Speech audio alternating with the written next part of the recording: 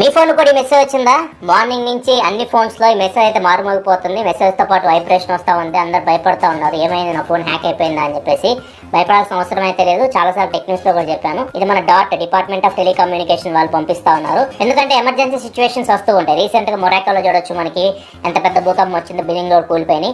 అట్లాంటి సిచ్యువేషన్ లో మిమ్మల్ని అలర్ట్ చేయడానికి మెసేజ్ అయితే చెక్ చేస్తూ ఉంటారు. దీనికి శాటిలైట్ నుంచి మెసేజ్ అయితే వస్తూ ఉంటాయి. సో మెసేజ్లు మీకు వస్తున్నాయా రావట్లేదని చెక్ చేయడానికి పంపిస్తూ ఉన్నారు. వీటిని ఇగ్నోర్ చేయండి. దీనివల్ల మీ ఫోన్కి వచ్చిన ప్రమాదం అయితే ఏమీ లేదు. చాలా మంది భయపడుతున్నారు, భయపడాల్సిన అవసరం అయితే లేదు. జస్ట్ మీ సేఫ్టీ కోసమే గవర్నమెంట్ మెసేజ్ అయితే పంపిస్తుంది.